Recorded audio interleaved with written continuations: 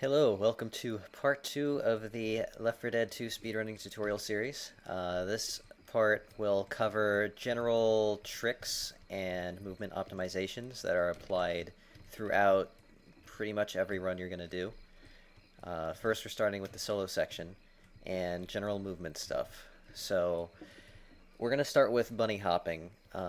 Now, I'm not going to exactly demonstrate how to bunny hop. There are much better videos out there than what I could show, and I will link that down in the description.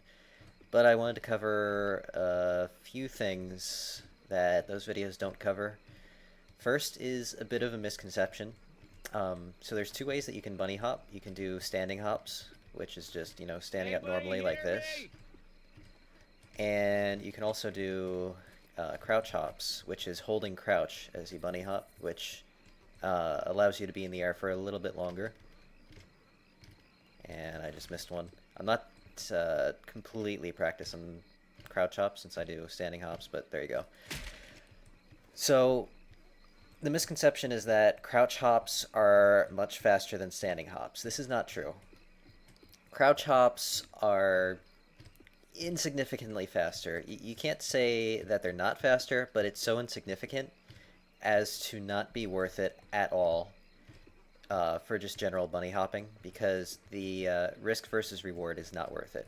As you see, when you're standing hopping like this, if you miss, like I just missed on purpose, I didn't hit jump there, you could see that I kind of strafed to the side, but then I can keep going right away.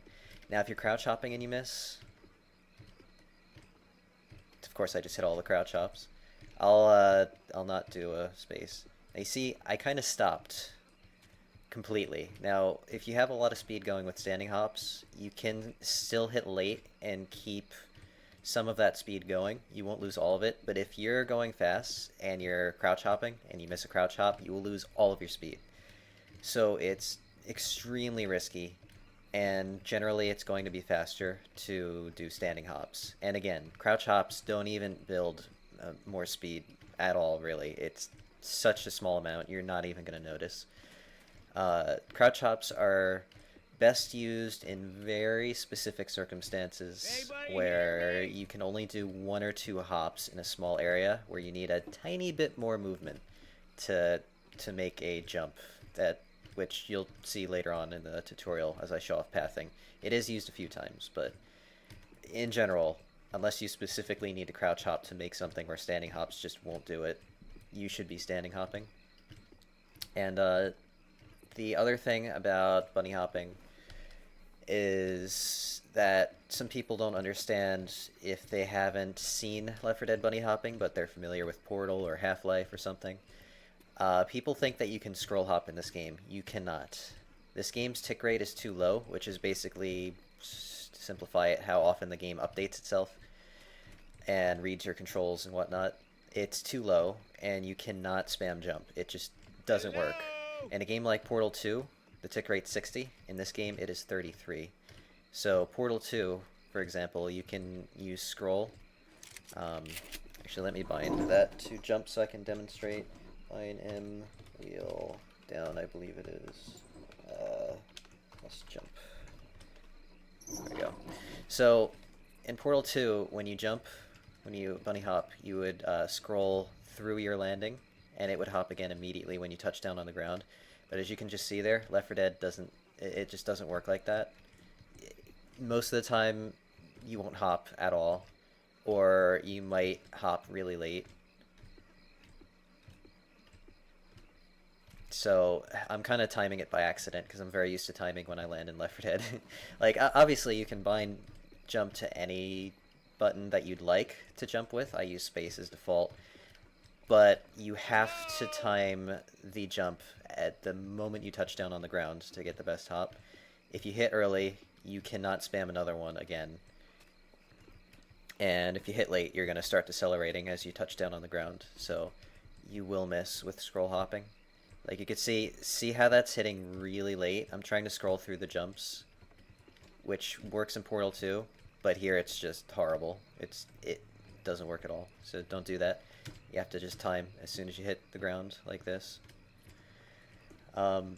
And one last thing to note about bunny hopping is that there are a couple of methods to time your hops. So the recommended method would be to feel out when you're hitting the ground, because then you can also jump on hills and uneven ground, which is quite difficult, by the way, to jump on uneven ground, but generally you'll want to try to get a feel for when you're touching down. Now, something I do once in a while, if I feel like my hop timing's a bit off, if you observe my shotgun right now, when you jump in the air, you can see the shotgun kind of lowers a lot on the screen, and when you land, it goes back up. I call that weapon bob timing. So sometimes if I want to readjust my timing, I'll observe the weapon bob. As soon as you see it bobbing back up like that is about when you should jump. So you can see it in practice there. Right now I'm not using weapon bob timing. And now I am. I'm pretty much preparing myself until I see it bob, and then I jump. I like to use that sometimes to reel in my timing a bit. If I feel a little off, it helps adjust myself. But it's not recommended to use that all the time. Most importantly because it's kind of hard to react to that, and also weapons like the pistol, when you jump, doesn't bob at all. Pipe bomb does, I believe. I never usually have it out. Yeah, it does. Medkit, I think, does. Adrenaline, I know for sure doesn't, which is kind of important, because sometimes you'll be hopping with adrenaline out. So if you're used to weapon bob timing, good luck with that, because you're not going to see any movement. So, yeah, just you could consider using the bob timing just to help practice your innate timing and feel out when you need to hit it, but try not to use it all the time. Okay, so that covers bunny hopping, and the next movement we'll be talking about is tap crouching. So we're gonna go over here to this car. So in this game, if you jump and land on an object which your feet don't clear cleanly, the game will force you into a crouch, which brings your feet up.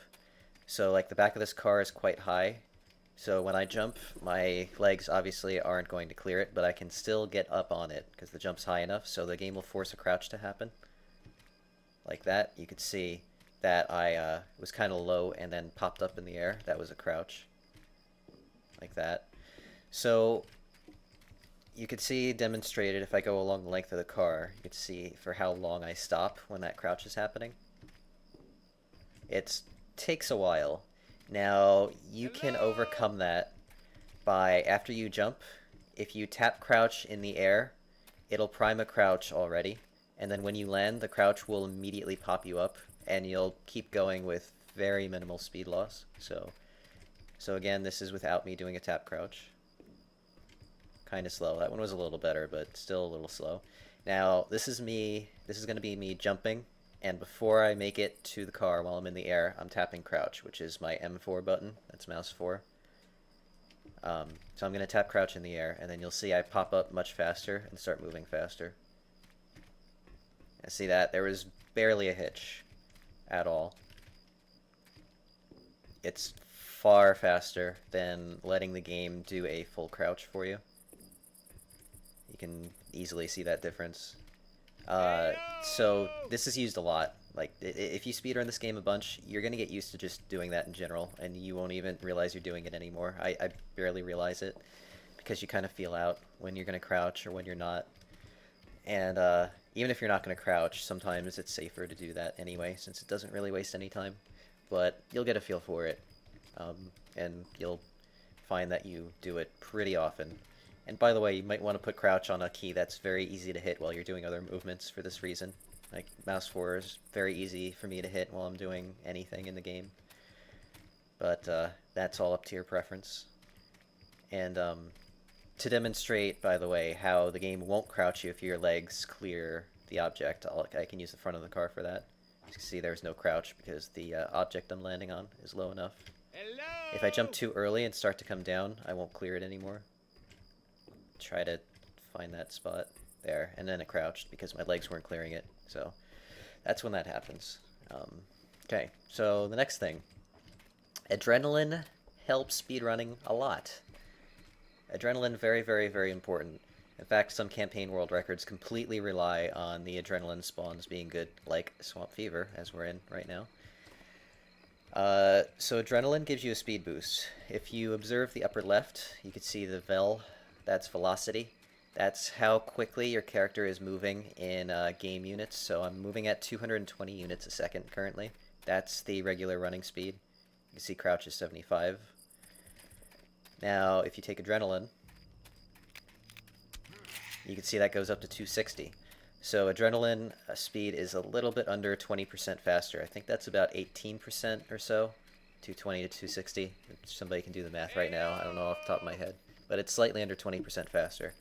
That's pretty significant. That saves, over the duration of the adrenaline, it's worth, I think, about 2 to 3 seconds if you're constantly moving.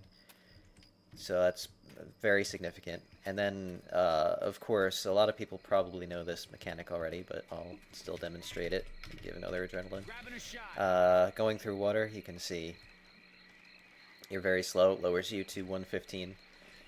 But if you take adrenaline while in water, that negates the speed penalty entirely, and you can see I'm moving at the full 260. So, again, for campaigns like Swamp Fever, especially at the start of level 2 of this campaign, it's really important to have adrenaline.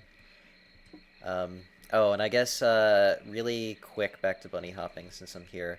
If you bunny hop successfully in water, it won't slow you down at all. Just, I missed it. Just to note, so, you can make it from here all the way over to the dry ground there with bunny hops if you time them correctly without the water slowing you down at all and without using adrenaline. I would like to demonstrate it, but I'm not too practiced. Oh, I had one right there. I'll try it one more time. I want to get that. I'm going to try a couple more times. I'm not very warmed up right now, sorry. I can only get the first one. Figures. Yeah, well, anyway, if I carried hops, I would have full speed going over that way, so you can bunny hop in water sometimes. Okay, so the last thing is something about movement that is specific to this version of the game. I'm on the release version of the game right now, which is version 2000. When the game released all the way back in 2009, this is what people played. There's a bug that got patched out pretty quickly. Like, in a few patches, it was already gone, but we can do it here. It's called infinite stumbling. So, when you get stumbled by something, like a propane tank, boomer explosion, whatever, you'll start stumbling on the ground. Now, in this version, if you switch weapons while you're stumbling, that stumble animation resets, and you can keep it going infinitely. And while you're stumbling, you can't fall. So if you stumble off of a ledge, like this one, you won't fall down. You'll just keep going and going and going and going. The fall, the state where you don't fall is triggered after the... How do I explain this? So, okay. So observe how much time it takes to do a full stumble, right? Oh, I have God mode on, so... I have turned God mode off to actually stumble. Propane tank. Alright. So observe how long it takes for me to do a full stumble. Now, at the end of that duration is when you'll start floating. So you want to leave your ledge after that amount of time has passed. So your options are either to be far enough from the ledge so that the stumble ends near the ledge, or if you start stumbling and switch your weapons very rapidly, you'll stay pretty much in place. I'm going to be using the number keys 1 and 2, which you can't see on my keyboard on the left, but that's what I'm hitting to switch weapons. You can stay pretty much in place by swapping weapons rapidly, because I'm constantly resetting the animation, and the beginning of the animation is very slow. You can see how I'm staying pretty still there. You could also use scroll to do it even faster and stay even more in place. So basically, you'll want to do that until the duration of a normal stumble ends, which is probably a couple of seconds or so, and then you'll be able to float. So, say if I'm close to the edge here, right, and I don't do that. Whoops. Okay. You can see I just fell down because not enough time had passed yet for the first stumble's duration to be up. Now, if I do that again, except this time I swap weapons, so it's longer until I fall off. And now we're off. So all you do is switch weapons to reset the stumble animation. You want the animation to play out almost completely before you swap weapons again. That's the most efficient way to do it because it spends a slight amount of time when you reset the animation before you start going again. So again, you know, if you switch it rapidly, you'll be going slower, which is why you want to kind of throttle yourself a bit. You could also stumble with a pipe bomb. Propane tank's obviously the easiest and fastest, but you can do a pipe bomb too. So if I show the stumble again, now you see if I do it rapidly like this, you can see me hitching very slightly every switch, so it's faster to wait until almost the end of the animation, like that. And yep, there you go. That covers the general movement stuff. Insert cut to the next section here. Hello! This section covers handling enemies in general, and also a bit of a side track of handling gas cans, including melee throwing, which we are going to start with. So, melee throwing. I got it. When you throw an object, like a gas can, you see that was just with a left click, which is my fire button, of course. It doesn't go that far, really. So from here, probably makes it a little bit past the edge of the elevator. Now, if you throw an object and immediately right-click to melee it, or shove it, as some people would call that, which is this, as long as you do it quickly enough, it'll hit it as it starts flying through the air and give it an extra boost. So you could see, that made it far further. And it was also spinning wildly through the air. Now, when you throw an object, it tends to go down a bit.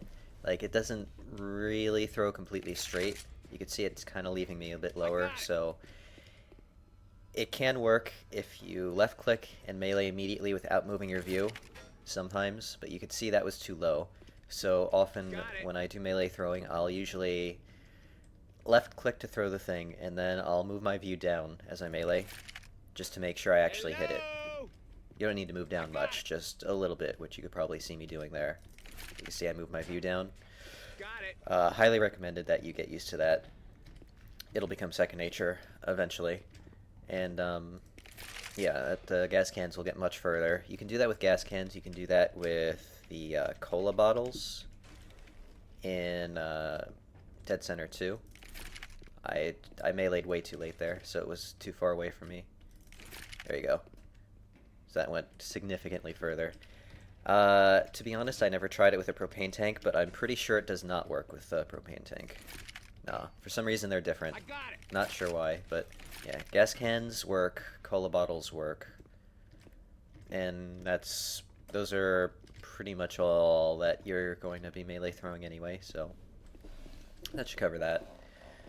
Now, the next is keeping comments off of you. So this is just going to be me, the rest of this is pretty much me just explaining my experiences and what I do as I run for, so you can keep some things in mind.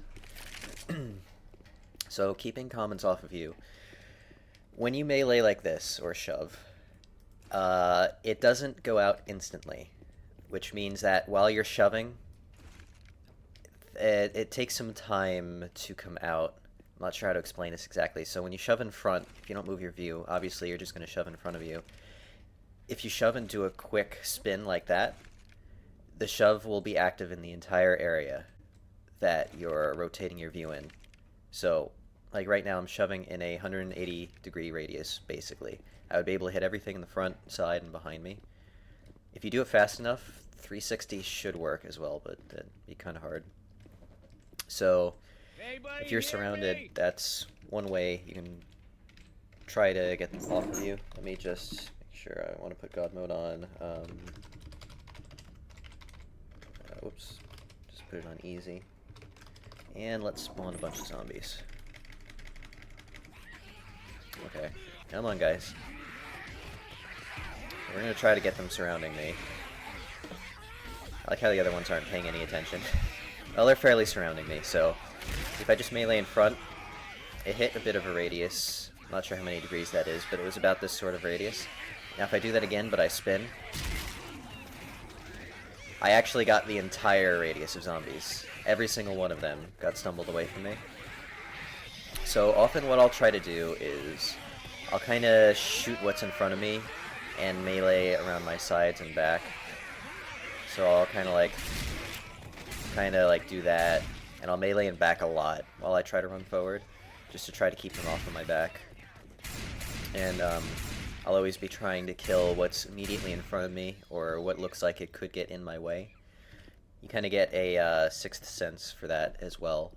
Like, if there's a minefield of zombies, I'm not sure if I'll be able to set this up properly without actual spawns, but I'll try. So, like, you know, you got zombies, you got them over there, you don't have to worry about those too much. They might try to cut you off if they're slightly to your side. Like, if you strafe, see how that one's trying to get in front of me there? They'll do that often. So eventually, you'll kind of predict the ones that are going to successfully run in front of you and get in your way. And usually I'll shoot those if they're far enough. And I'll try to melee the ones that are behind me. And shoot the ones to the side or the front, depending on how much melee I have left off of cooldown and how much ammo I have loaded. It depends on a lot of factors. It's sort of a skill that you'll build up over time. But yeah, eventually you'll be able to read the state of the zombies when they're waking up, the direction that they're running in, how long it'll take for them to get to you. Like that one, I knew it wasn't really going to reach me by the way it was running. Kind of hard to do this when I'm spawning them. Like that one, you can see that obviously got in my way. So you'll get used to it, but especially meleeing in a radius around you and doing a quick flick like that, it's very important. So I wanted to point that out.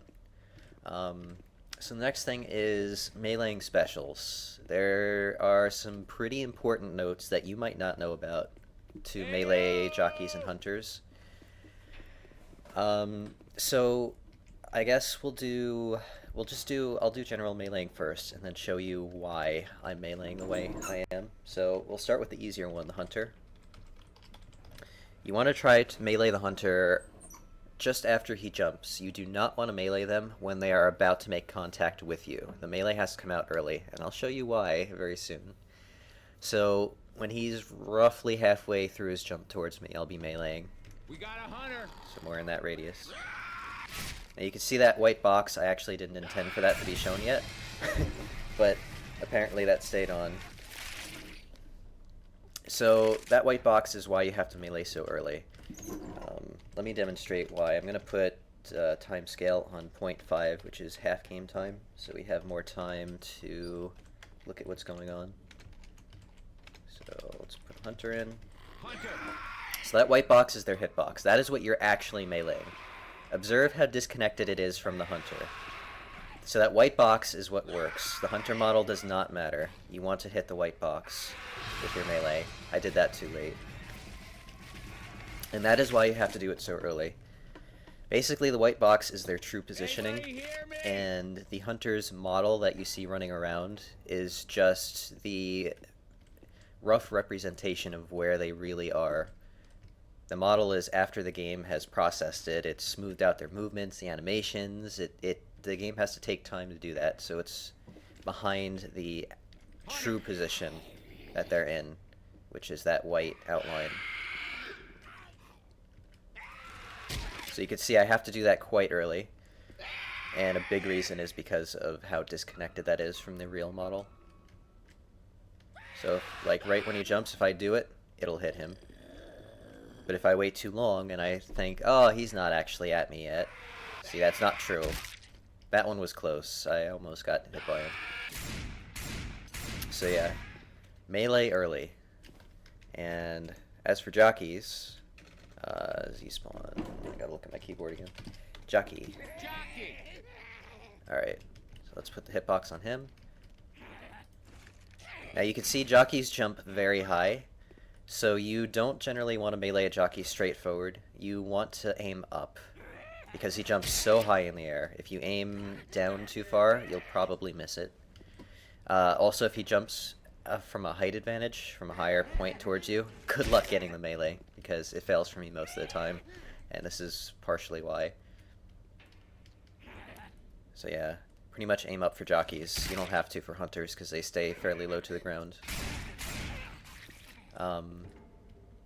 So, yeah, basically a melee early is what I'm saying in most cases. And let's see what's next. Cutting a smoker tongue. So this, admittedly, I have not tried a lot myself. I haven't gotten a lot of opportunity to do it. But you can cut smoker tongues coming towards you. Obviously, by having an object between you and the smoker, it can't go through objects for the most part.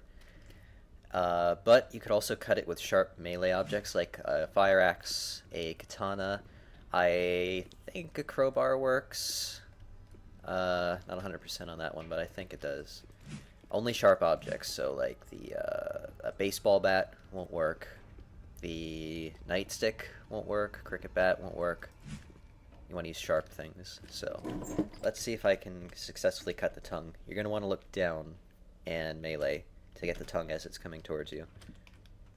And pretty much the moment that you hear him attempt to smoke, you need to do it very quickly. You cannot wait because the tongue is very quick. There you go.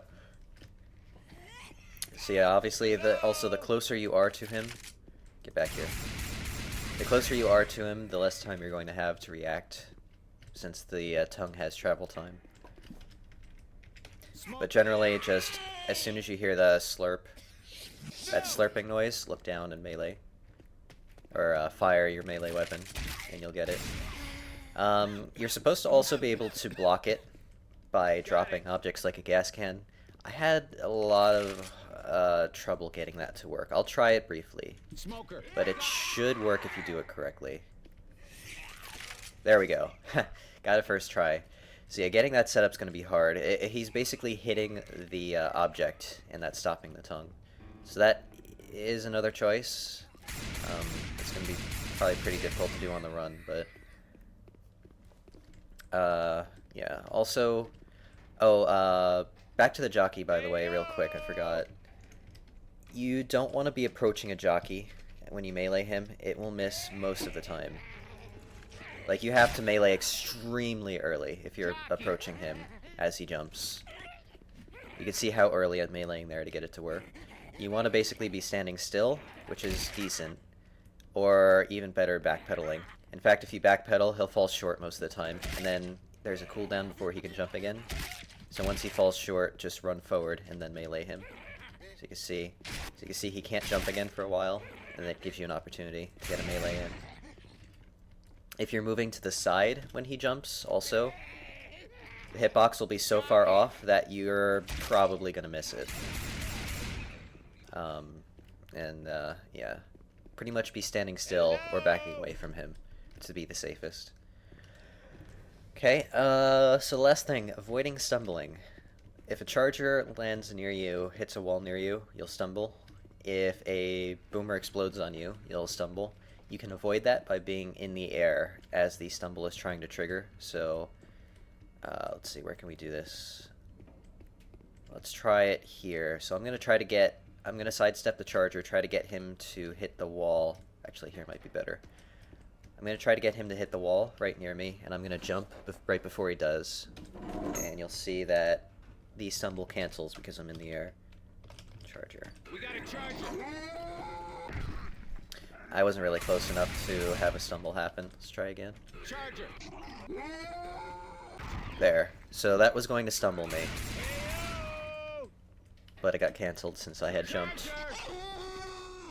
There's the stumble. And then the same for a boomer. So sometimes if you have to kill a boomer, jump first and fire at him.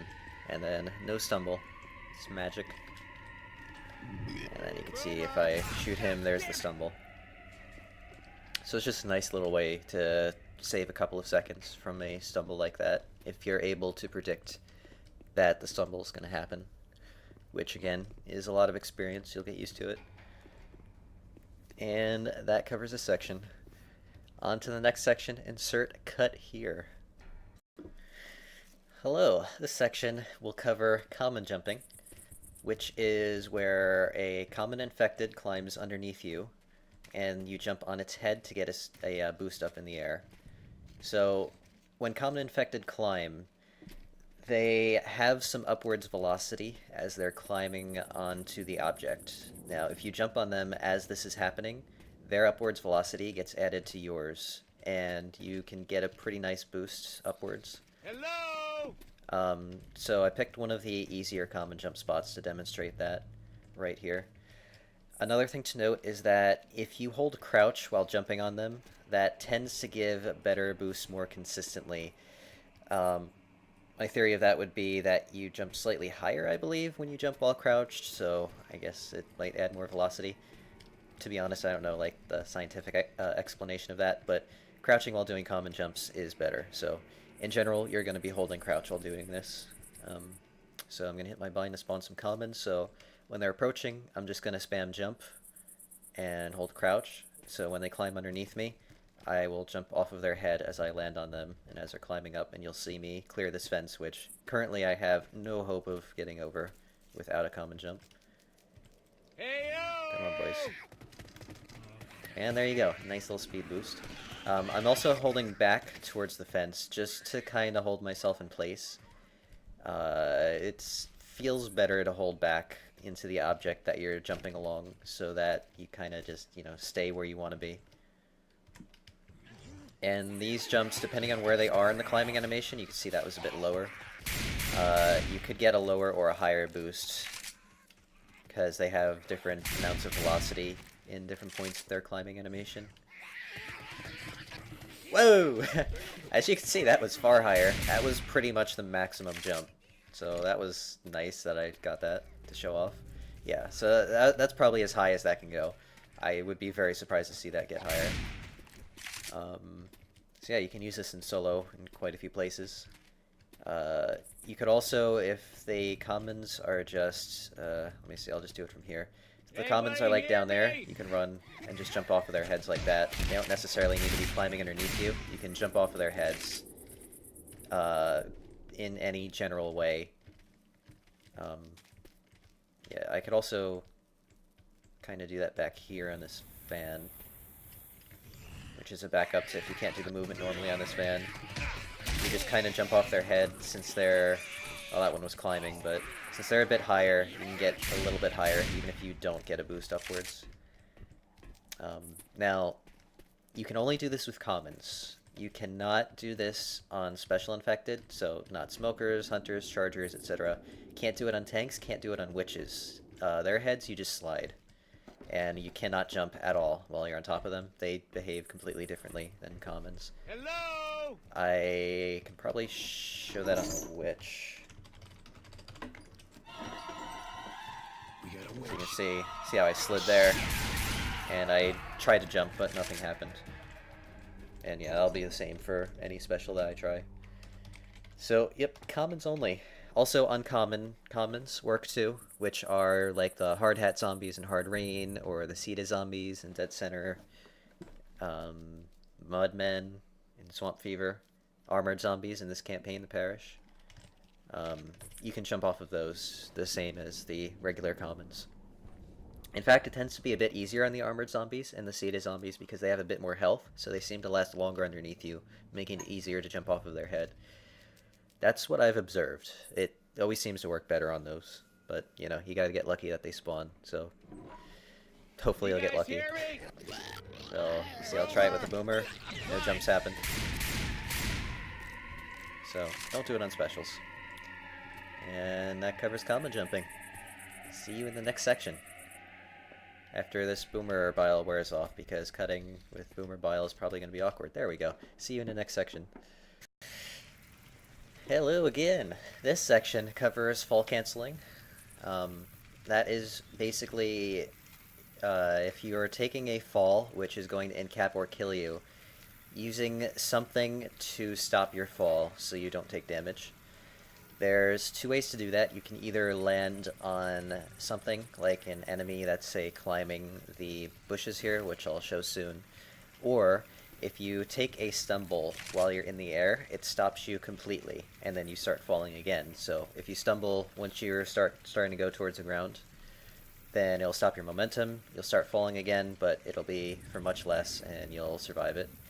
Now, the most popular way to do that in solo, for example on this map, is by using a propane tank. It's definitely the easiest, so when you shoot a propane tank on yourself, you'll do a stumble. So what I'm going to do here is drop the propane tank, and this is sort of a safe setup. I'm going to look down, and I'm going to shoot it as I get near it, but before I land on the ground. And there you go. That caused a stumble, so I was safe. I would have died from that fall otherwise. By the way, Coach is here in case I die. I have all bot game on, so that the level doesn't reset. And a nice button to reset myself. I planned ahead. So, propane tank drops are the most popular. You can do it with an oxygen tank. Not recommended. Propane's much easier. If you hit the oxygen tank with enough shots at once, it'll blow up instantly. Otherwise, it'll whistle and then blow up after a period of time. You could try it either way. Getting it to blow up outright is pretty hard, and if you have it whistle, you're gonna have to time. Where is it? Come on. Okay, apparently I don't know where it went. There it is. It's in the middle of the boomer body. Okay. I'm probably going to fail this, by the way. I never do it this way, because there's a really high chance of getting a propane tank. Ah, yeah, I went too early. But you can cushion yourself on that, too. So anything that causes a stumble will work. You could also use a boomer explosion, which I can try that as well. I might also miss this, because what are the chances you're going to get a boomer to actually do this during a run? But, you know, still to note, it is something that'll work. Ah, got it. So, his explosion stumbled me, and I was safe. Another thing is, I guess if a charger were to hit the wall down here as you're falling, the charger hitting a wall nearby stumbles you, so that would work too. Now, the other popular way is a little bit different, and this is used more for co-op, but I'll demonstrate it here. Explosive ammo cushioning. So, when you deal above a certain threshold of damage at once with an explosive ammo shot, it'll cause a stumble. So, if I aim further away... Oh, wow, that still worked. Yeah, so that was 16. Let me see if I can... So see, 1 damage, no stumble. 2 damage, no stumble. 10, no stumble. 20, and I started to stumble. So it's a damage threshold. Honestly, I've never actually tested what the threshold is exactly. It's probably around 15 or so, something like that.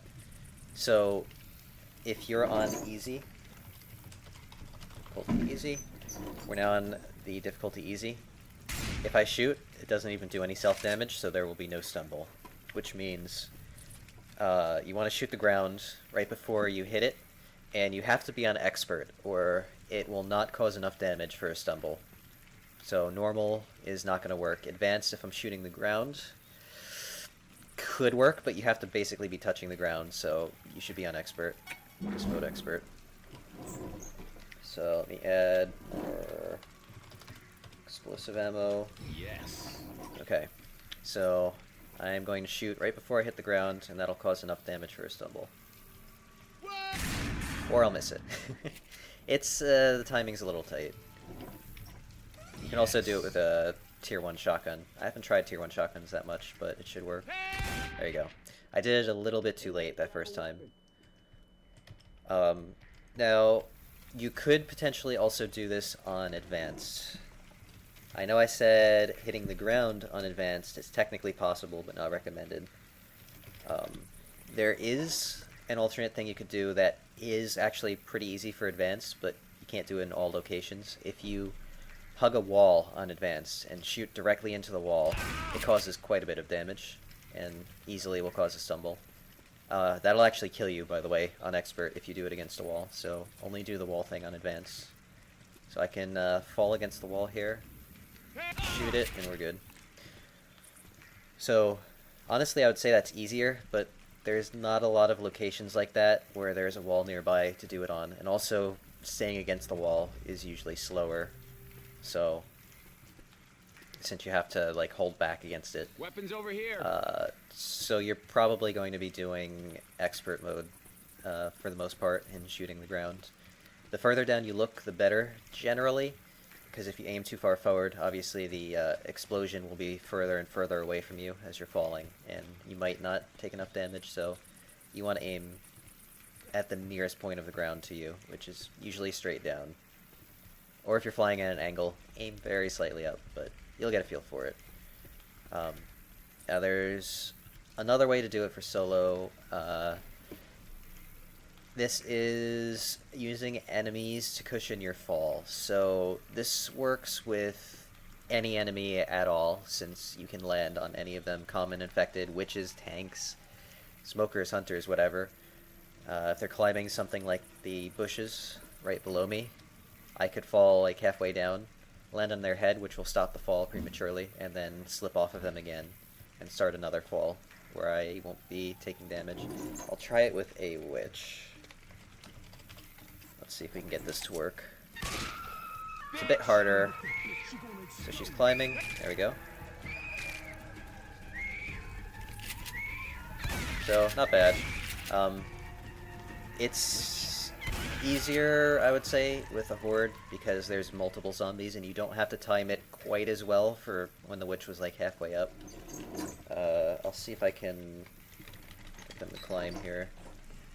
Come on, boys. Oh, hello. I just stumbled myself off the ledge.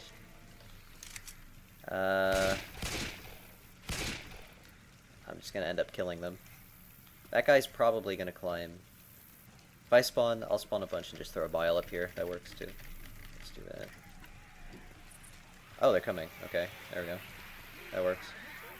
So they should be climbing. Looks like they're climbing to the right here. If they're there. You see I'm landing on multiple of them. Makes it easier. It is a little bit slower though. And yeah, you can do that with the tank too. I actually did that in one of my runs a long time ago. A tank happened to spawn here and start climbing right away, so I used him. That was hilarious. But that works.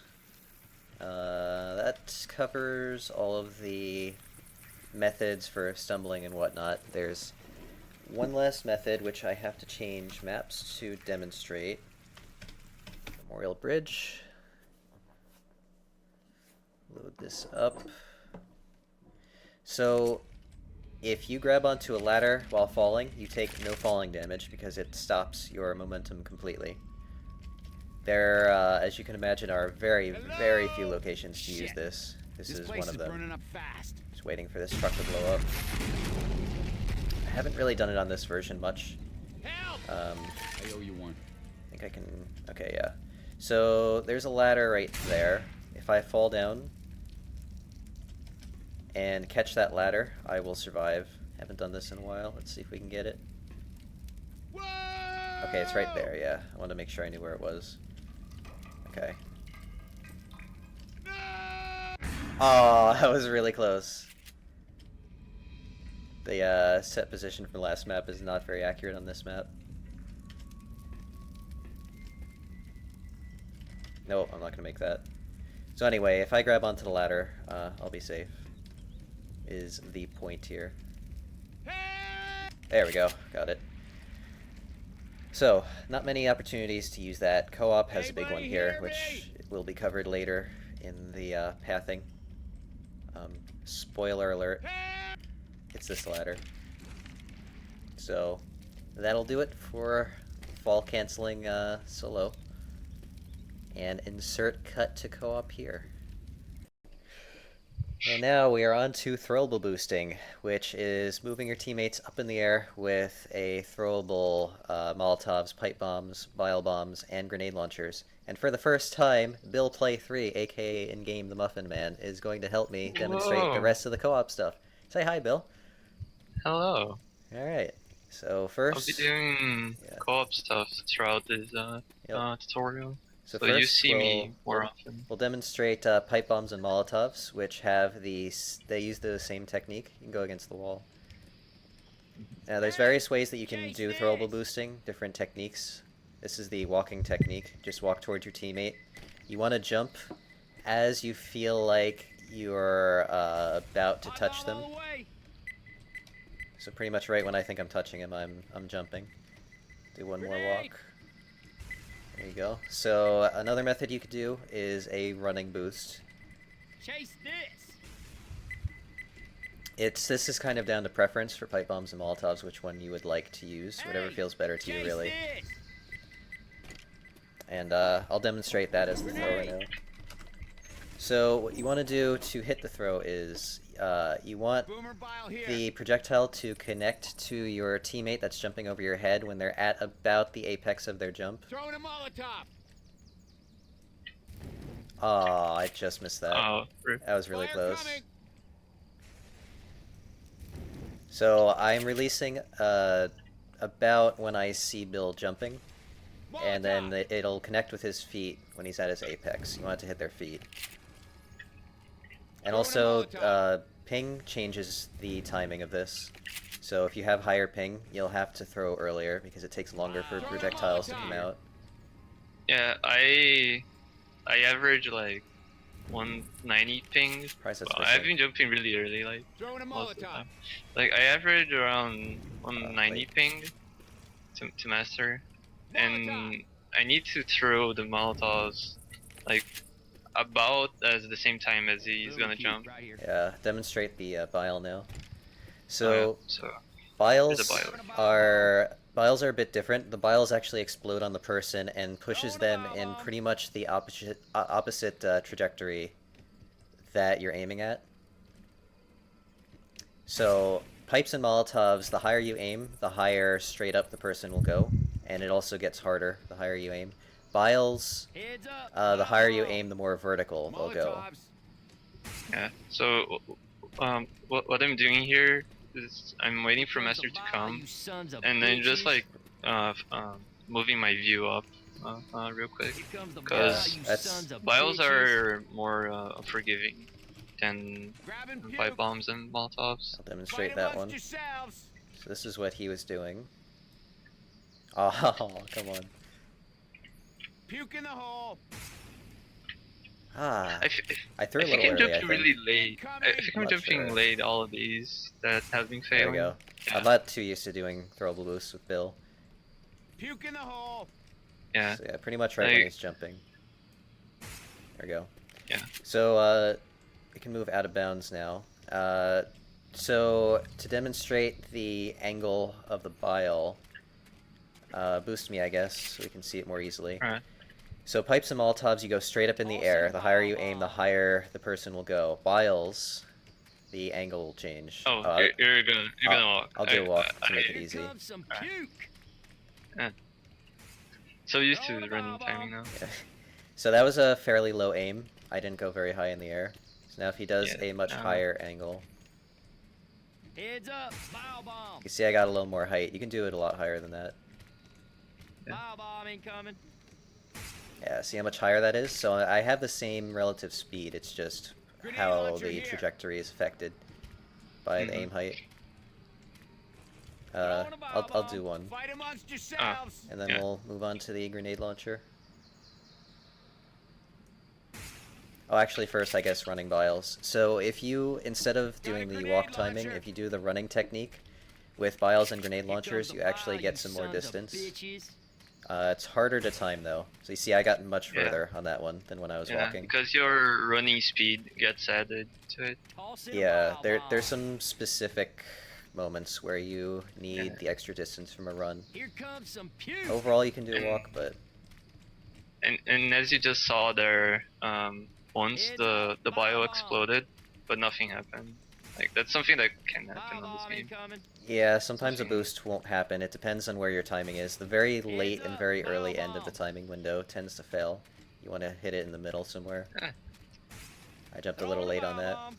So for running boost, I should also mention, you're aiming Bile to bomb land incoming. directly on your teammate, pretty much. When you do running boost out in the open, you don't want to jump past them, and you don't want to land short. Yeah. Pretty much right on their head. Toss in a bile bomb. That's why running boosts work They're- better like when you have a wall Yeah. like behind you, because Here then comes you the don't need to bile, you worry sons of as much bitches. about the jump time. Yeah, unless you need to get a lot of distance by Here doing it out in comes the some open, puke. then it gets harder. Yeah.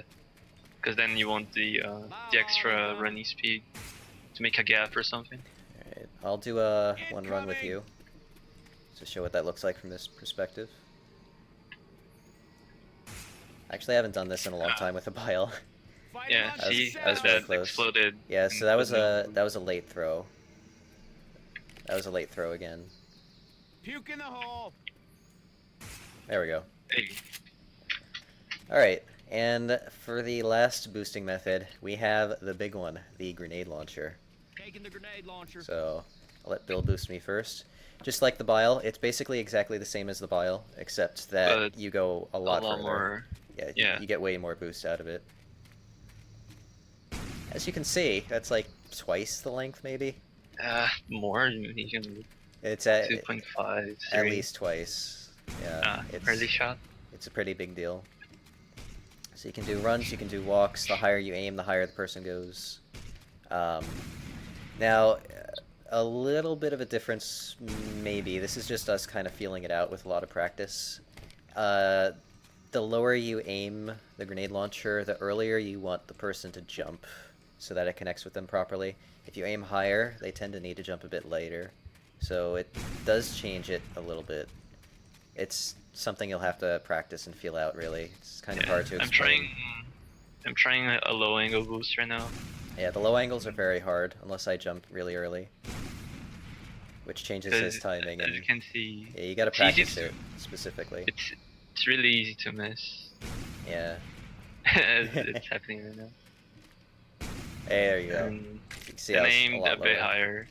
I aimed a bit higher Oh. in the first try. And then we could do a walk, which is far easier. So Oh. generally, when you do higher angles, you want to do a walk. It's higher angles are easier with walks. Lower angles are easier with runs, we found. Yeah, because like you kind of need to see your teammate coming. Yeah. So I if you're actually aiming made too that far one. up, if you're aiming too far up, you won't be able to see him coming, unless you use like some different timing that doesn't rely on you looking at your teammate, maybe a sound cue or something. Yeah, Uh, like, you can experiment with your own setups if you would like to try to find alternate ways to time the boosts. These are just the best ways that we've found. So, you can, for a guide. There you go. So you can see I fired that pretty early. It was probably almost too early. Grenade launcher. Aw, close. That was a bit of a late jump, I think. Oh, really? Yeah. So I can kind of tell if he goes through me a bit. Generally, that's late jump. That was good. You want to make sure you see the center of their feet, and the grenade explodes on that portion of them. Do some runs now. Alright. Runs that will absolutely work. Nice. So, Okay. One I more. guess that, yeah, that pretty much covers boosting, I believe. Should we I go guess over there's, well, bad boost? Or we could try. So, yeah. it's possible, we don't know 100% how it happens, but if you hit your teammate, it seems like in the earliest or latest end of the timing, you'll not get as much distance with the running boosts. We'll try to show that off. So that was a good boost. I got pretty far to this white line. Now, if we get the bad boost, that was a good boost again. If we get the bad boost, I'll land a bit shorter. Some tricks, you'll actually miss. There, that was a bad boost. So I landed between these lines on the bad boost. I landed here on the good boost. That's quite a difference in distance. So yeah, that ruins a couple of tricks. You got to be very careful with And that. that can also happen with biles. Yeah, biles, it's happened rarely where we try to bile boost and the person went straight up in the air. So if you get that to happen, it's just kind of a weird thing with the timing. It's not common, but it does happen. Now, one last thing. I never actually practiced this with Bill, so we might not do it successfully, but I just want to demonstrate it. You can also time by firing weapons instead of watching your teammate approach. Maybe you get a pipe bomb. Yeah, so again, you can do Got a different grenade launcher. different methods with this, how many shots you use, and when you start moving, and how far away from your teammate you are. But generally, I do it. I shoot 3 times. They throw it on the 3rd shot, and I start moving on about the 2nd shot. I'll be running towards him and then jumping. Nice. So that's another way to time it. We used to do it a lot more when we were less experienced. Yeah. And then we got This used to is watching useful. teammates. This is useful for like really high Throwing a pipe boosts. bomb. Yeah, if you aim so high that you can't see your teammate approaching, sometimes this will be Pipe bomb all necessary. the way. Generally, boosts aren't that high, but in case you run into one that is, you can keep this in Fire in mind. the hole. Yeah. Like I'm trying now like a really high boost. Oh, Like, yeah. Yeah, that's a pretty high boost. And the higher you go with the pipes and Molotovs, again, it gets quite a bit harder. The timing window gets a lot smaller. with pipe bombs and Molotovs, if you're aiming anything past like 60 degrees up, it tends to fail. It gets harder and harder, pretty much. Yeah, it's not a guaranteed fail, but it tends to fail. Hey, you got it first try. Bill's never done Nice. that before, pretty much. Yeah, I never do this with Messi. Ah, you went a bit late. Grenade. That was good. Hey, Alright, I believe that covers everything with boosting. So, on to the next section. Insert cut here. Grenade launcher here. So, this section will explain warping to your teammates. And quick side note, any version older than version 2027 has different warping because they changed how the AI behaves in version 2027 and on. In older versions than that, the AI tends to try to run towards you when you want them to stand still, and pretty much the only option is to get them stuck somewhere. So, basically the older versions are recommended whenever you're able to use them to get better warps to happen. So, the first thing we'll be demonstrating is, depending on who you ask, it's called Warp Anywhere or Omni Warping. So, basically what happens is there's a failsafe built into the game. If an AI teammate is standing still for about 6 seconds, not moving at all, a counter counts down in the background. And when that counter is up, if there are no human players around them, they'll warp to the nearest human player. So right now, Coach has long since hit that timer. If Bill walks away, I'm gonna fly away to the end of the. so Bill's all the way over there now. So if I go idle, which means AI takes control of my character, suddenly there's no humans around anymore. And since that 6-second timer is up, because Coach is standing still, it'll run the check, see no humans, and it'll warp Coach to Bill. As such, hello over there, Coach. So this is an extremely important trick. You will be using this a lot. So you'll basically be getting used to waiting 6 seconds and then having people or one person idle. If you have a couple of people idle near you, you can warp 2 people at once that way by going idle yourself, warping them to the guy up ahead. But one thing that should be noted is that you cannot look towards the players trying to warp, because the game tries not to warp bots when you're looking at them. Yeah, because that would look kind of messy, so it purposely holds up the warp. You can actually exploit that to prevent them from warping until you want them to warp, by then just looking away. Then they'll warp to you, as long as the timer's hit and there's no humans. There's some certain circumstances where you do that on purpose, like sacrifice solo, which you'll see in another part. So yeah, just be very careful looking at them. And the second way you can warp is with stuck spots. So that is basically getting your character stuck in any geometry where you can't move no matter what controls you use. After about 10 seconds of that, the game will warp you to the nearest character, I guess I should say, because it doesn't care if it's human or AI. It'll just warp you to whoever's closer. Yeah, which means that you can use this in solo too. Yeah, you potentially could, although the bots will probably be next to you anyway, but it potentially it could work. So the most popular way of doing that is to be on a slanted surface, have a flat ceiling above you that you're running into, like this wooden beam. I'm running into it while on the slant of the railing below me. So hold forward and then just tap crouch very quickly. And now you can see I'm trying my controls and I can't move at all. So after about 10 seconds, I will... Now, who is closer? Is it me? Yeah. Oh, it was Coach. Apparently it was Coach, yeah. Damn. So there's a lot of instances where you can do that.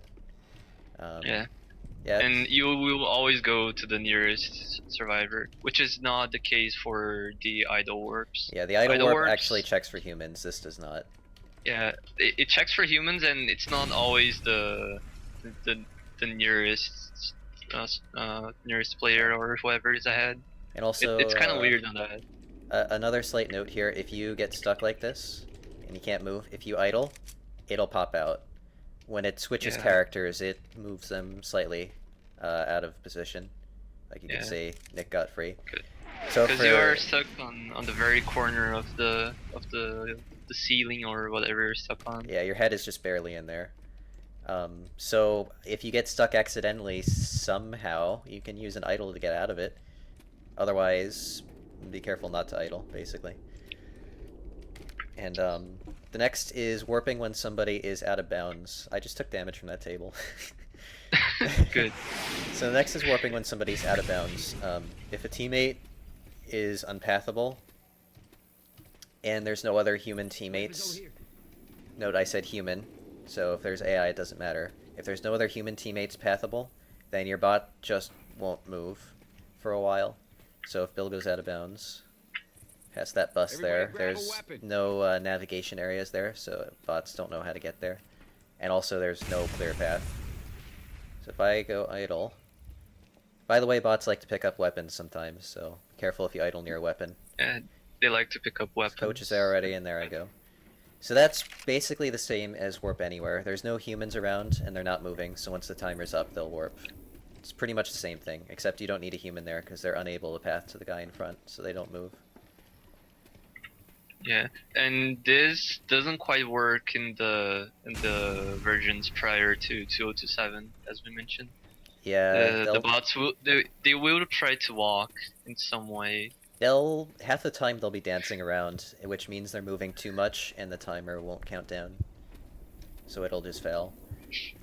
And then the last way is getting a bot stuck in a spot that it can't path out of, so it'll be trying to move, but it can't actually move enough to stop that timer from running. So if I go over here, these boxes are one such spot. And I'll make sure that I am inbound so it doesn't fall in the previous. So you can see that Nick's trying to move, he's jittering. And then I went to Bill. So you saw me appear in the safe room momentarily. Doing this is not recommended. Only do this if you really have to, because there is a chance that you'll warp to the beginning safe room, which is the first nav of the map, and you won't warp to the teammate. Sometimes if you wait, it'll warp to the teammate after a second. A lot of times it won't. It's not completely consistent. Yeah, so if you go to the safe room, try not to take control right away, as there's a chance you will warp to a player right after. Yeah, like don't just react to it right away. Wait a couple of seconds.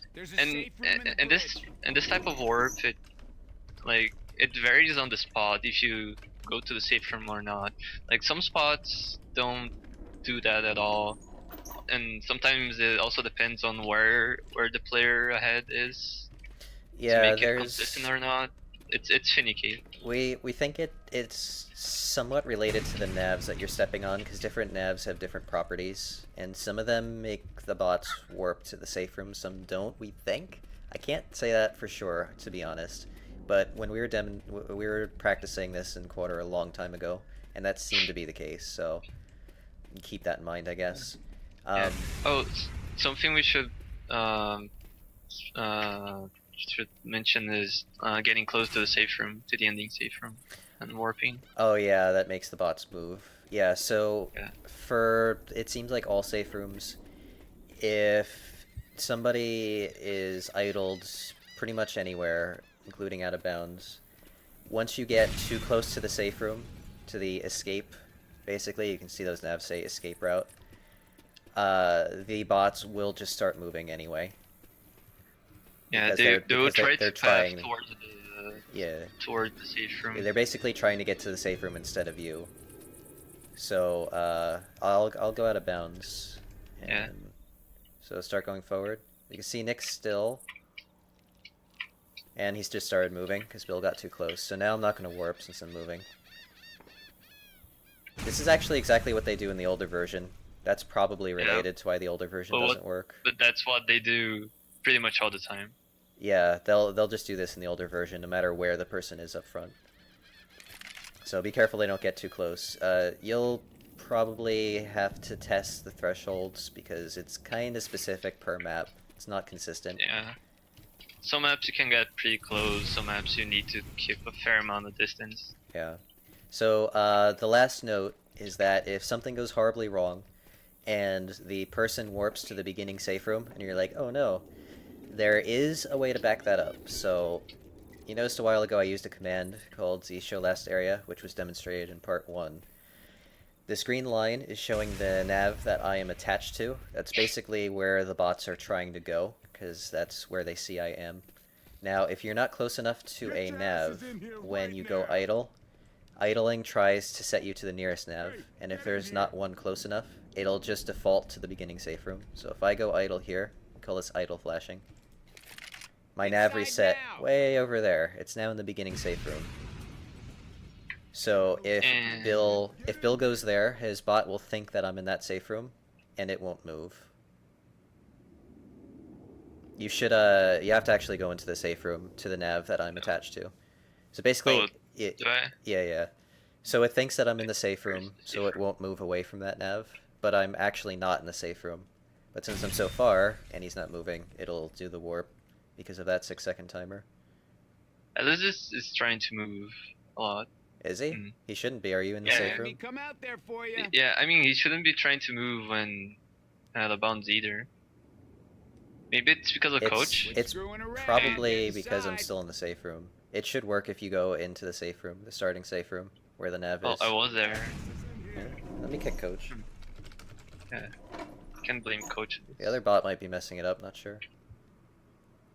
Yeah, I'm not moving now. Okay, yeah, it must have been coach, I guess.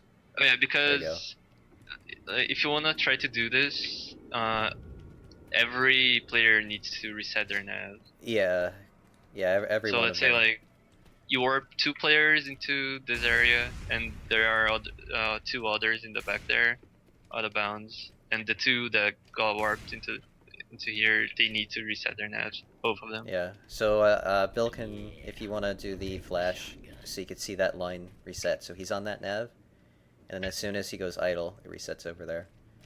Yeah. So that's a backup. You can do that on any spot that's far enough from navs. Like these tables, honestly, I haven't tried these. It probably won't work. Yeah, see, so I'm too close to that nav right there. It's right at the edge, though. It's very close to working, because you can see this is far enough. So anywhere that's far enough from any navs like this will work for resetting. Like here will work too. And one note about idle flashing with high ping. You cannot like spam idle too quickly when you have high ping. Like yeah, I have. There's kind of a host advantage here. Like if I do it with a proper rhythm, I can do it pretty quickly. But if Bill tries it, but with high ping, just forget it. Yeah. You cannot spam it like no that. way. Sometimes when you hit the idle key, it doesn't idle right away either, and you have to hit it more than once. Yeah. It's a little and iffy. that's a little problem when you have like a really small space, like this one. Like yeah, if you idle, sometimes yeah. The bot will walk off and fall into a nav. Yeah, so you before you take control again. So just be careful, basically. Yeah, basically. And that should cover idles. Now it covers idling, warping. Yeah, it covers warping. So we have the kind of an idling overview. There's some more things you can do with idling that isn't actually warp related. So the first is idle grenade launcher killing. So when you fire a grenade launcher shot, it's tied to the team that you're on, basically, and you deal much less damage to teammates that are on that team of yours. Now, if you idle while the grenade launcher is flying through the air, when it tries to deal damage, it can't find you, essentially, and it like doesn't have a team, so it deals a lot of damage. It's kind of hard to explain. But... like it deals the full damage, which is 1,000. So you can see if we're on easy, by the way. So if I just shoot Bill normally, nothing happens because we're on easy. However, if I shoot and then idle, got him. So you want to stay idle. Also, you can two-shot them that way.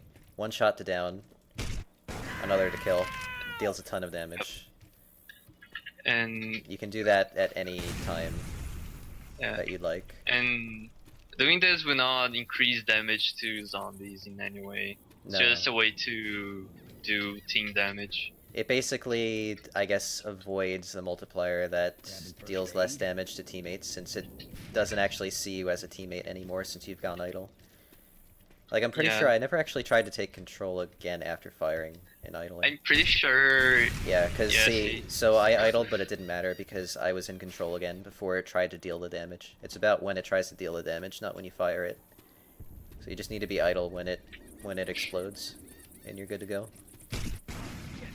This is also easier for the host to do because idling is much easier and faster. Yeah, can react much quicker.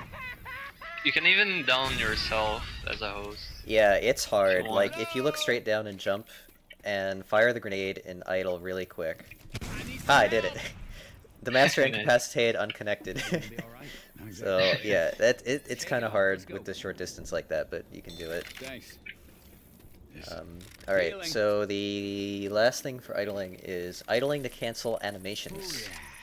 This is a pretty nice little optimization that you can do at a lot of different points. First, I'll show it with the charger, since there's a little extra with him. So we're going to spawn a charger.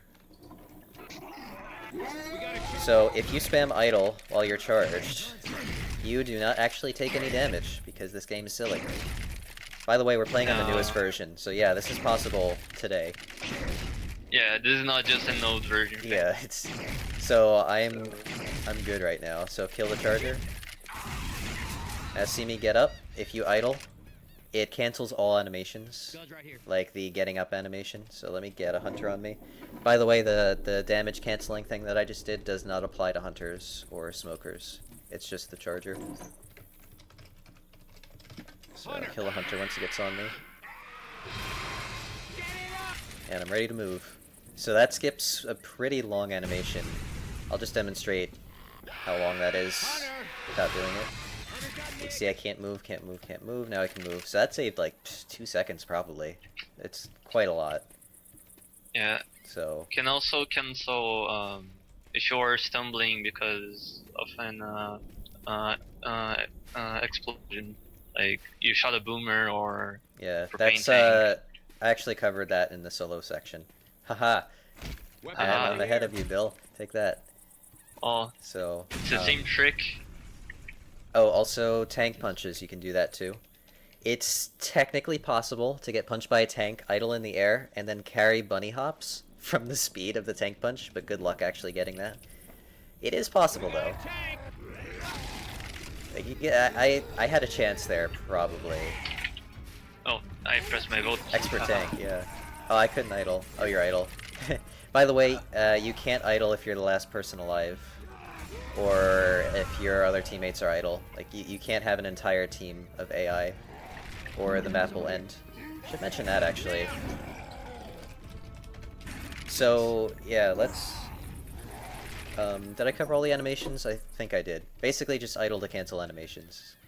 Oh, if you're getting defibbed, also. Oh yeah. There. Whenever, if that ever happens. Yeah. Give defib. It's just another demonstration. So by idling, I was ready to move right away. Okay, what was I just gonna demonstrate a second ago? We're doing something with the tank, then... yeah, the tank. And I missed that. getting hit by the tank. That just flew out of my head completely. Wow. Alright. Ignore that cut there. I might have remembered now. Alright, so if if the only players in control are AI, the map will end. Everybody grab a weapon. So, for example, if Bill goes idle, and then if I kill myself now, Ellis, get back here.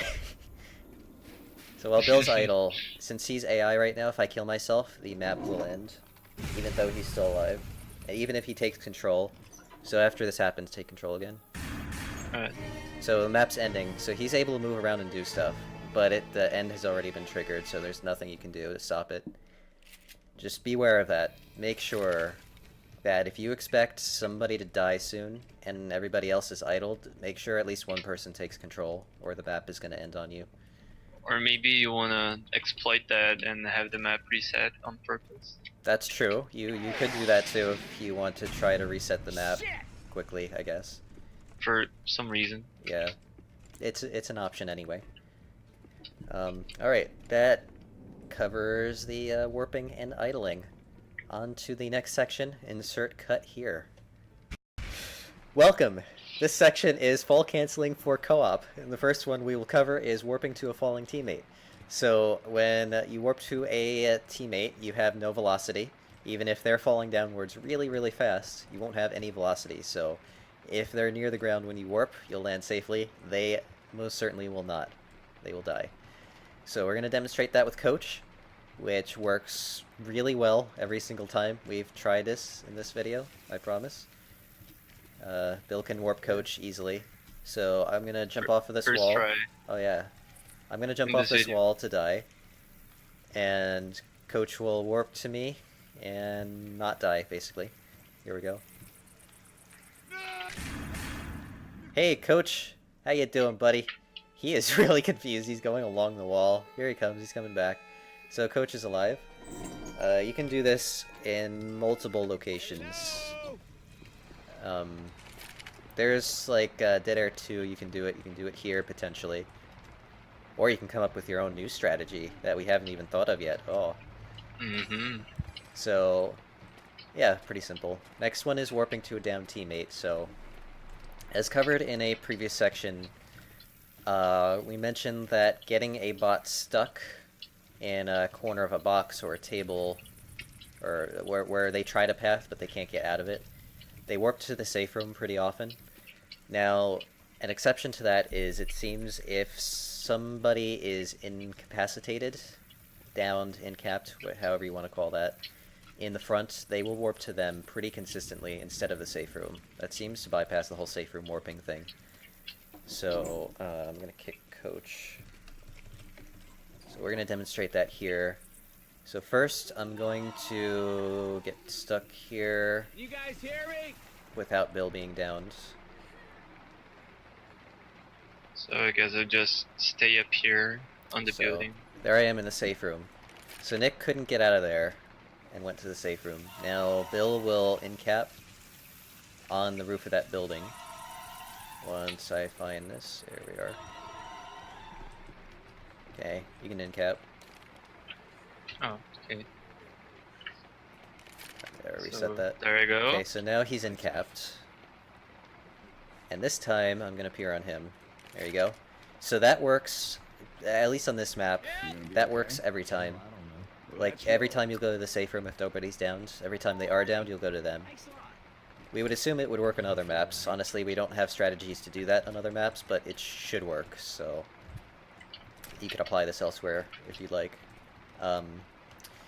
The next way is picking up a downed teammate. This one takes a little bit of technique, so if Bill goes ahead and incaps on that roof again. Now if I do the same thing, I'll incap just like he did, but if you hold the pickup key while falling through the air, it'll start picking them up before you land and stop your momentum. Now, it only lessens your impact, so I'm still going to take damage, just not the full damage. If you keep holding the pickup key, you seem to take a lot of damage. If you let go of it, as soon as you start picking up, you seem to take less damage, so I would recommend doing that latter method, which I'm going to show now. So I'm going to fall towards him, hold the pickup key. As soon as it starts picking him up, I'm going to let go, and then land relatively safely. Help! Help! So you see, I still took a lot of damage, but I did not get in capped. Now, if I do that again, the map might reset, just so everybody knows. I still took 44. So holding it's inconsistent. It does work sometimes, but I found letting go before you land, after it starts picking up, works much more consistently, honestly. So I'd recommend doing that. Hey, I need some help over here. Yeah, there is some variation on how much damage you take by doing that.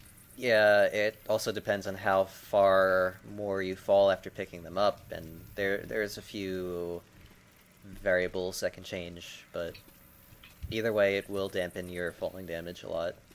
And the last method is picking up a teammate while they're hanging on a ledge.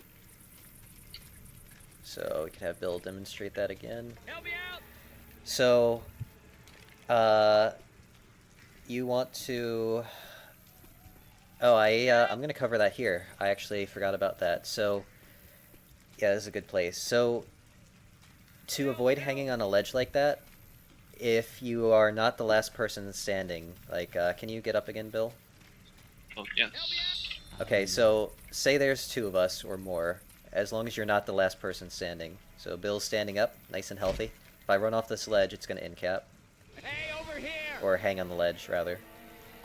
However, if you hold your jump key, whatever it is, minus space, as you can see it's solid white on the left side of the screen now. If you hold that, the hang will not happen, ever. Now, Or at least it should. hang again, Bill. The game likes to ignore that sometimes. It should every time. Now, if you're the last person standing, which I now am, since he's hanging in an in-cap state, it also will not cause a hang. So, either hold jump if you're not the last one standing, or don't worry about it if you are. That's also why in solo, after you down the bots, you never have to hold space, because the bots are not alive. If they were, then you would hang, and you'd have to do it in solo as well. Alright, so, the ledge canceling. Now, while you're falling... Shut up, Ellis. While you're falling, you can look up. Whoops. Well, I didn't mean to fall off the ledge yet. That's okay, it's a quick reset. Yeah, I didn't mean to fall off yet. So, let's go back. Yeah, let's go back. So, if you fall, look up at your teammate and hold the pickup button. It'll repeatedly try to pick them up as you continue to fall, and that'll stop your momentum completely. This is an Nice. Interesting angle. Nice that angle. thing. Now, you have to be careful because if you're too close to the ledge when you try to pick them up, it'll cancel Hey, I need some help over here. holding jump, and you could potentially hang if somebody else is still walking around somewhere. Help me out. So just make sure you don't hold the pickup too early, basically, or you'll hang yourself. You have to be far enough from the ledge first. So, I'm gonna fall, and then look up at him. Hold the pickup key, just keep holding it. And there you go, 24 damage. So that completely stopped my fall. I need some help. And then I started another fall, so I still took a bit of damage. You could let go earlier too. You don't really have to hold it the whole way. It depends on how long you're falling for. Like, I could probably let go there.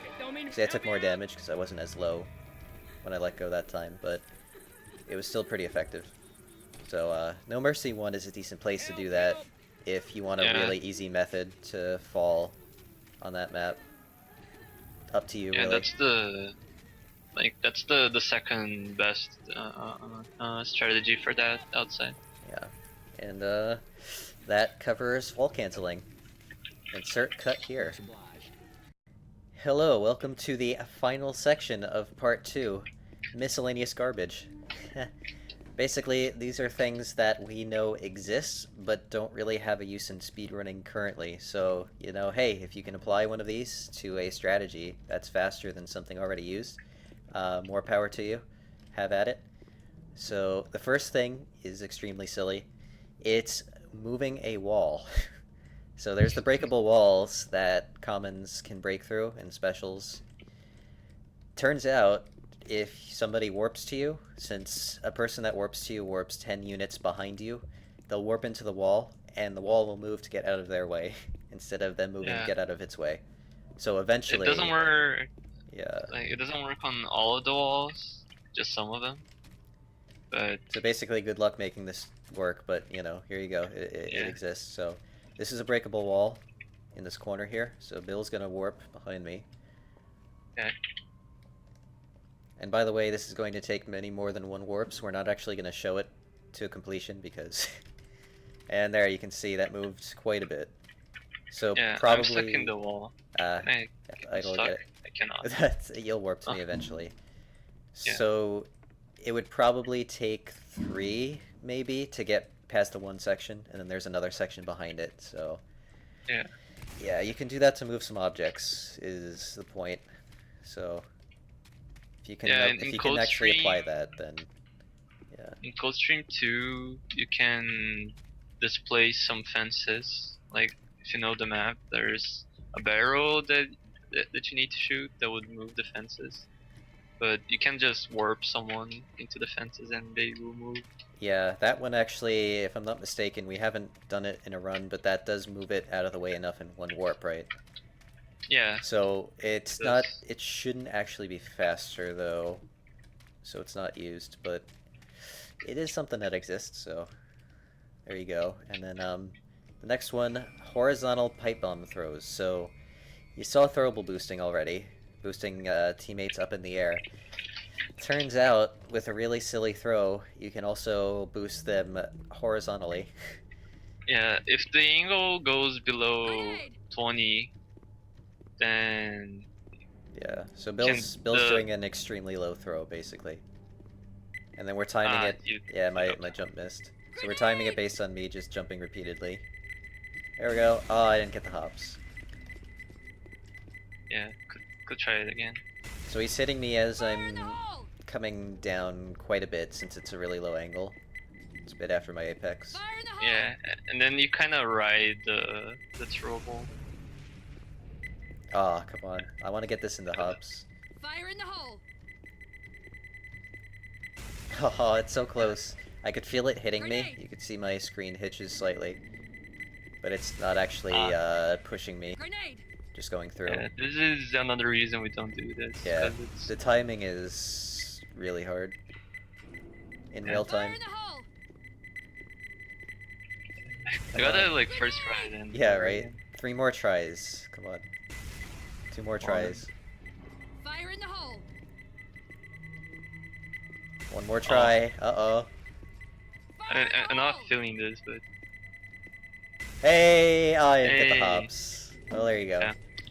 Oh, you can do that with a molly too. Just... Yeah, and then you'll boost your teammate into fire. Yeah, with Bios it behaves just like a grenade launcher, so nothing special there. Just pipe bombs and mollies have this silly thing to it. So the next thing is reviving a teammate while they're falling. So this used to be the Dead Center 1 strategy back in the day. So if a teammate's hanging, I guess there's 2 things to show off here. So first of all, what you don't want to happen is for them to bleed out. You don't want to let them bleed out, because then you see they do that animation, and then it results in a ragdoll. You cannot defib a ragdoll, so don't let that happen. They have to fall off the ledge by taking damage. Either you hurting them, a zombie hurting them, a pipe bomb, Molotov. Any damage source will work successfully. I need some help. So, defib. So what I'm going to do, if you right-click, you can also defib a teammate, and you can use that as soon as you switch to the defib. Like, you can't left-click right away, but you can right-click right away. Help! So what I'm going to do is I'm going to kill him with my pistol, switch to the defib, and right-click immediately before he falls too far away from me. So, okay, it's there. Please help. One more shot. What? Great fall. Alright, that wasn't supposed to happen. That was an interesting shot. I think if I... Yeah, hang on the flat ledge, I guess. Try that, too. Yeah. Alright, let's try this again. Help me. That's great. Wait. Okay. Oh, think he was no clipped. It just give I health was no clipping. Give health. and come back up. Thanks. Yeah. When you're no clipping, you cannot take damage from Come on, shots guys, like I need that. some Yeah. help. Yeah, hopefully you're not too close to the wall. Let me come a little. I Whoops. think it's Help, fine. please. Trying to get a bit closer. Okay, so get that key. Okay. I'm just gonna finish him with the shotgun to make it easier. There we go. So you can see I am defibbing him from very far away. The defib will And, continue as long as you get it started. It doesn't matter where the person's body goes; it'll keep going. So we used to do that in Yeah. Dead Center 1, which you'll see demonstrated in that video. But there's a much better method for that map now. Oh, something to mention about this particular trick is that on the release version of the game doesn't check vertically how far away or you are from somebody. So you could like defib someone, like Master could be up there and Yeah. it could be down like here. Yeah, And you that could defib me. it only works in version 2000. They fixed Yeah. it fairly quickly. We haven't found a use for that either. So if you can find a use for one of those, more power to you again. And okay, last thing is reviving somebody outside of the safe room. Now, we'll demonstrate it on this map. It's not gonna quite work as well on this map, but you'll get the idea. You want to see where the trigger is, so you don't like. No, actually I'll just do works. max distance. It'll be alright. Alright. Okay, Oh should yeah, work there. that's just- So what you want to do is close the safe room door and then start defibbing him immediately. And when the map ends, the defib will finish and he'll be outside the safe room. Hang on, I got you. Well, There you go. that didn't go so well. I just saw Francis. What? It's a. Why does it say Francis? Okay. Why does it say friend? Don't know. So I defibbed Bill outside of the safe room now. Hello. He's in the safe room, but that's only because there's no playable space out there. If you do this on the map where you can actually stand outside of the safe room door, which a lot of maps are like that, just not this one, he would have actually spawned out here on this map, which is out of bounds for other maps. So we don't really have a use for that either. Blood Harvest 1 going into Blood Harvest 2 is the only place where it seemed like it could be useful, but we couldn't get it to work properly.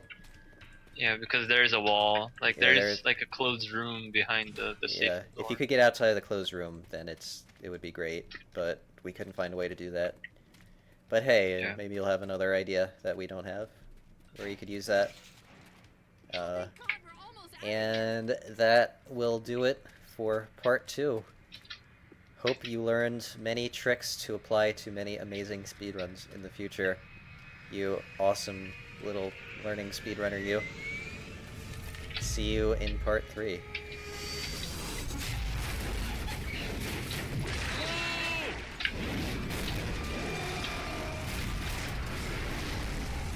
Like how the ending of part 2 had like an exploding Holy plane. cat. I let it run just to get the explosion.